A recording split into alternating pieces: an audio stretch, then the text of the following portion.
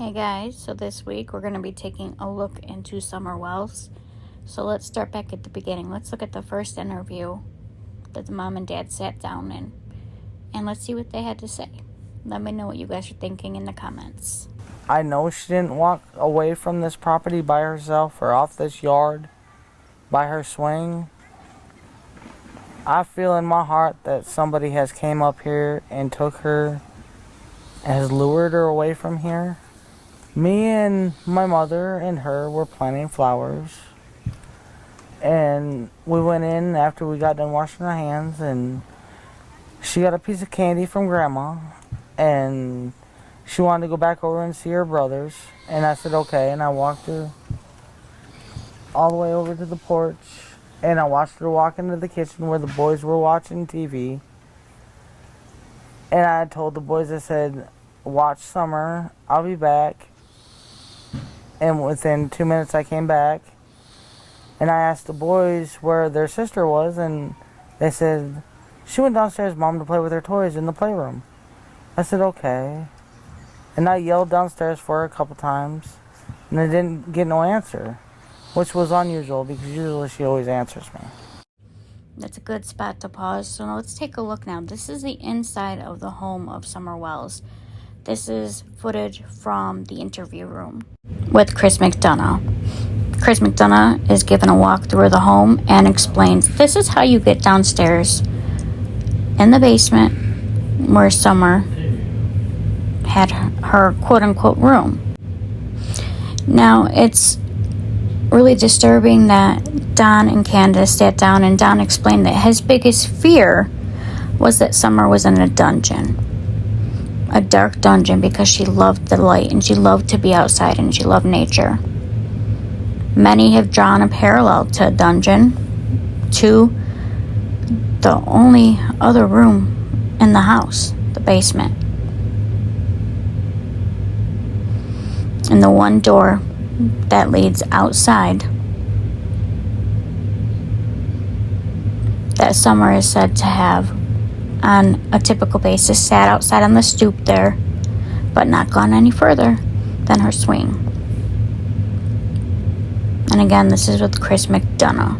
Now let's go back to that interview. And so I went down there to check, and she was nowhere in sight. She was just gone.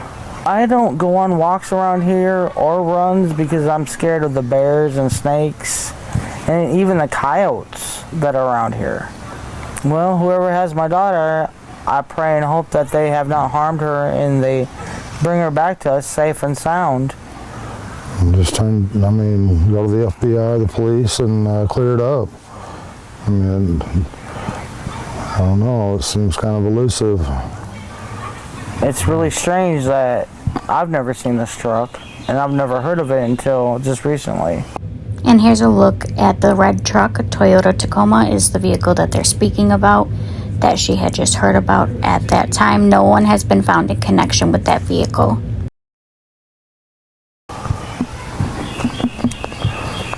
But I wish they would come forward and explain themselves.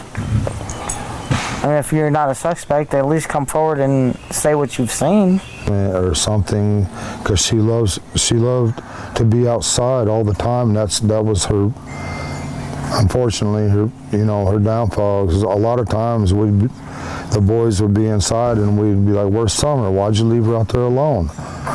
Go get Summer now. And that's happened over and over again. And we'd come out and she would always be close by, but we was always coming up. She had to be outside. She was an outdoor person. And she loved to be outside. And I'm so afraid that she's locked away.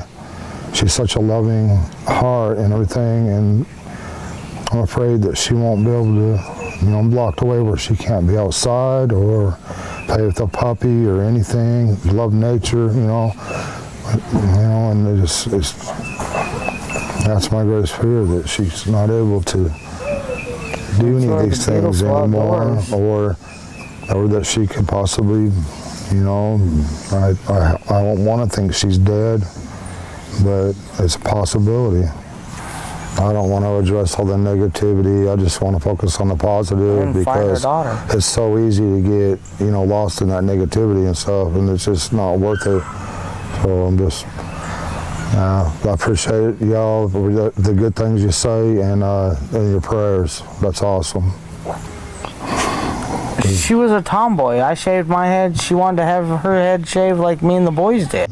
This statement right here, this specific statement about Summer's hair, has drawn countless theories, controversies, speculation, from lice to punishment, and to a 5-year-old shaving their head on their own, but never a consistent explanation from the parents. She tried to shave her head She tried in to the shave her back head and make herself. it, I think you can see it in some of the pictures, and it was getting out of control. So we decided to shave her head off and let it grow back long, and she shaved her head so she wouldn't feel bad, and but it didn't bother. So from the jump, we have them contradicting themselves in the same interview, and this isn't the first and only time. I knew right away that she was abducted. I knew that right away, and that's what I told them from the beginning. But they have to go through their, I forget the word. Investigation. They have to do one step at a time, I guess. But I'm sorry that they had to spend so many man hours in these woods and everything. I've seen them limping and everything else, and I feel for them. But I just wish there was a way that neighbors could search neighbors' houses, and then if they're not willing, get a search warrant or something. But there's just no way you can search every single house, in the eastern United States or whatever. But I wish there was a way. Just thankful for the person or persons that's doing that, out of love, and trying to get information and trying to get her found. We thank them from the bottom of our hearts. It means a lot. And we thank everybody who's trying so hard and praying so hard. And she's an awesome young lady, and we just want her back. But, there's always going to be haters, and it's always going to be that way in this world, and we just want to focus on the good friends and Christian people that are trying to help us and praying for us and praying for Summer. And we thank them from the bottom of our hearts, and that's the kind of people we try to relate with and socialize with. So we don't know anything about, no red truck, or we hardly know many of our neighbors, because we just try to be around good people. And we do have good people in this area. We found out since this has all happened, good neighbors and good folks everywhere. And here's one such instance of a neighbor going above and beyond in the community helping. And that's the neighbor, Jody Sue Brown. And she has had some stuff to say. One of the most standout things is that she heard a scream shortly before Summer is said to have gone on the watch and hypervigilant. That's how Jody Sue Brown was the very day Summer Wells went missing. We were kind of hyper alert because of property things that had happened the day before. So we were listening for noise. Everything was kind of quiet. While we were out at one point doing survey lines, and there was a flash of a car that went up Candace and Donnie's driveway. Something about it struck me wrong. She and her family next heard a truck door slamming. About an hour and a half before Summer is thought to go missing, Jody Sue, her son, and her daughter heard something far more suspicious. A scream. Stopped all three of us cold. Just this kind of shrill, almost animalistic scream. My son and I decided to go out and look and see what we could see. We went back onto the bank. Didn't see anything, didn't hear anything. And at this point, I start hearing Candace hollering for Summer. And then my brain immediately went, scream earlier, this, uh-oh. I dropped my purse. I tried to yell up at Candace. I was like, I'm looking, and I started looking. She's been interviewed numerous times by not only my agency, but the TBI and FBI, and we don't find anything with that complaint or information related to this case. Every day that when I heard that scream, I hadn't tried to dismiss it. But The most important thing is to bring Summer home safe. I'm sorry that you feel this way about us, but we love our children with everything we have. We've never went without, thanks to Summer's daddy and my husband. He's always provided for us and has worked as much as he could and can and still is. And I'm sorry that you guys feel that way, but that's my baby, and nobody would ever treat her like that as long as I was around, ever. she loves to dance.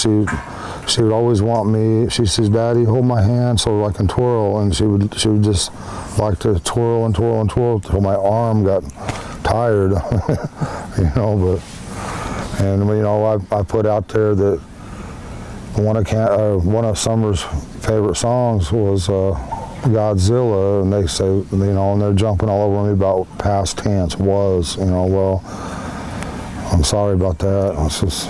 She also liked the song by New Breed. It was called House, My House. She sung that a lot of times when I play it on the TV. She loved to dance. She liked to think of herself as a princess, and and all that, like all young girls do. And she loved Frozen. She loved to be that Elsa, and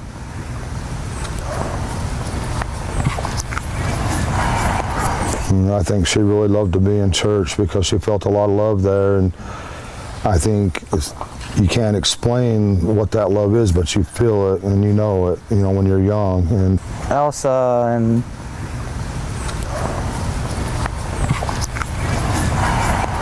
and I think she really loved to be in church because she felt a lot of love there, and I think you can't explain what that love is, but you feel it and you know it, when you're young. And she felt that there, and she loved everybody in that church, or she loves everybody in that church. I should rephrase that because they'll tear that apart as past tense, and I apologize again for that.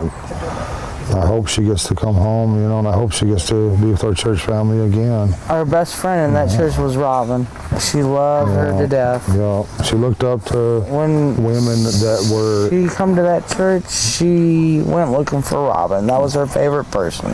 Any woman that was professional, that was pretty, beautiful. She looked up to those kind of women. She, they were, the word I'm looking for, I can't think of it, but she looked up to them. She'd give them a run for their money every day. She'd give them a run for their money, and there was times, we'd be, at our boys, like, don't do this and don't do that, and next thing you know, the stick would come up and just whop them, and it'd be like, Summer, don't do that. Summer was the boss of the family. Yeah, she typical girl. When they get out of line, she'd put them in line. She'd do her best.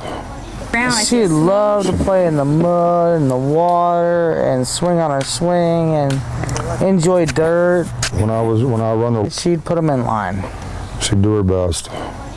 She loved to play in the mud and the water and swing on her swing and enjoy dirt. When I run the lawnmower around, she would run behind me. When the boys run their bikes around, as fast as that little bike could go, she would be behind them running and keeping up with them, no problem. She loved to run. She just loved to run, and she could pull herself up on that swing, her full body weight with her two hands, and she could do that. None of the other boys can do that, but she can. Was she in school yet? No, she's going this year. This was supposed to be her first year. She's been. We did all the what? I took care of everything. Yeah. I had her already taken all of her shots and registered in the school ready for this year. Yeah. I just never expected for anyone to get a hold of my heart like she has, because I try to guard my heart as much as I can, but she holds my heart in her little hands. And I love her with all my heart. I'd do anything to have her back. Your little girl. If there's any way, if you can find it in your heart to please release her somehow. I don't know how you might do that.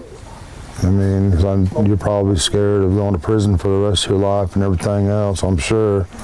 But please find it in your heart, have mercy, and find a way of letting her go, and where we can get her back.